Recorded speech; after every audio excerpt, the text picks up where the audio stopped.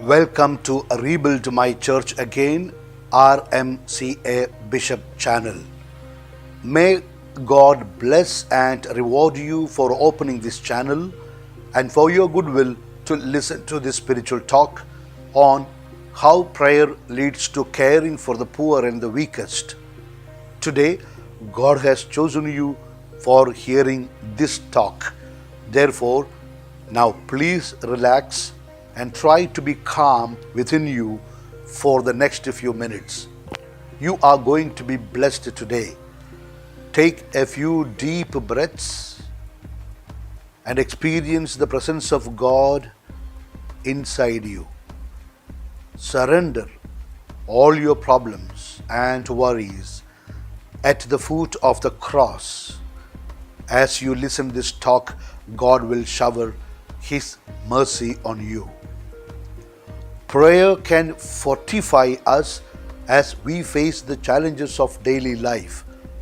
Pope Francis explained that prayer helps us to see the infinite grace that lies beyond the visible world.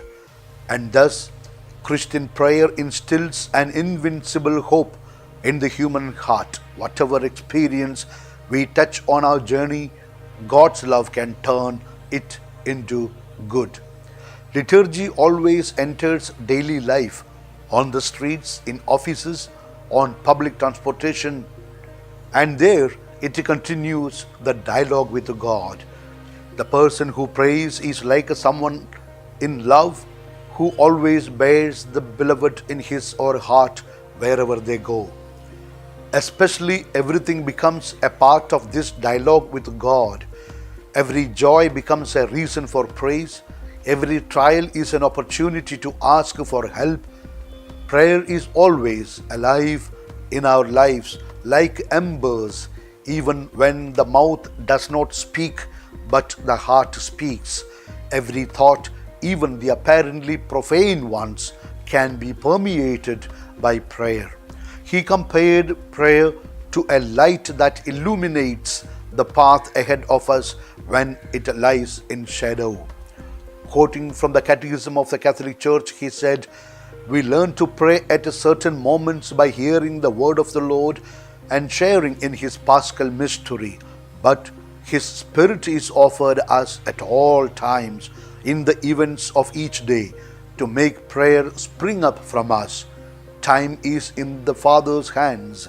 It is in the present that we encounter Him, not yesterday or tomorrow, but today. There exists no other wonderful day than the day we are living. Those who live always thinking about future, in the future. They do not take each day as it comes. These are people who live in their fantasy. They do not know how to deal with concrete reality. Today is real. Today is concrete. Prayer is to be done today. Jesus comes to meet us today, the day we are living. When we welcome each day in prayer, we are given the gift of courage. Thus, the problems we face no longer seem to be obstacles to our happiness, but appeals from God, opportunities to meet Him. When a person is accompanied by the Lord, he or she feels more courageous, freer, and even happier. Let us pray always then for everyone, even for our enemies. Jesus counseled us to do this. Let us pray for our dear ones, even those who we do not know. Prayer inclines us toward a superabundant love.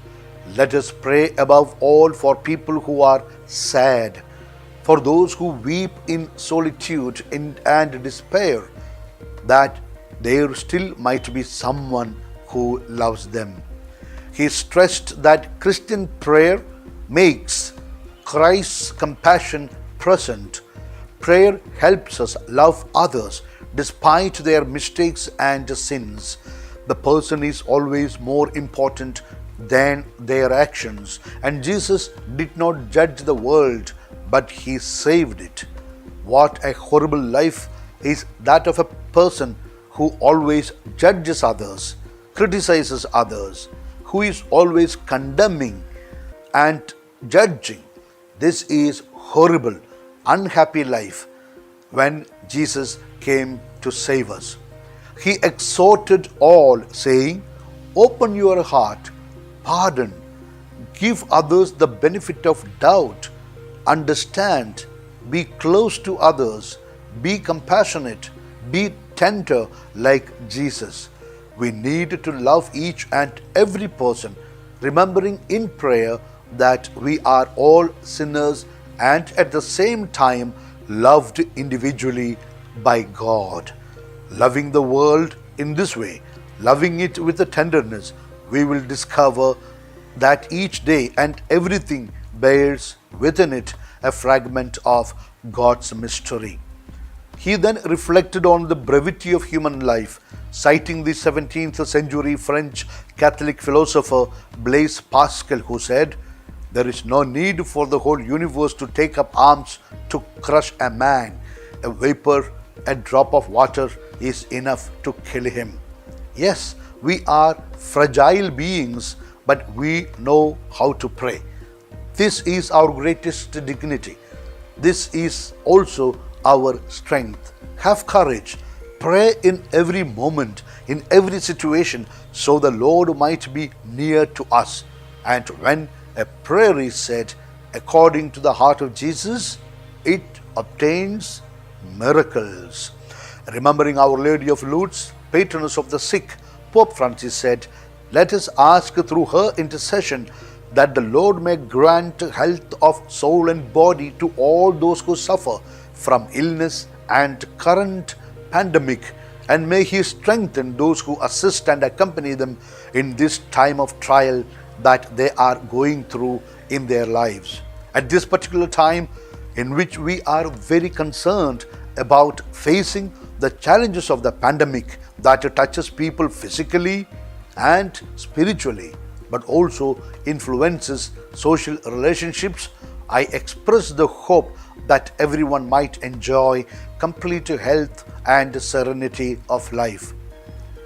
Lastly, while Pope Francis invited that we pray for the gift of peace and every other good, Pope Francis liked to remind everyone that these are obtained through goodness, respect, far-sightedness, and courage.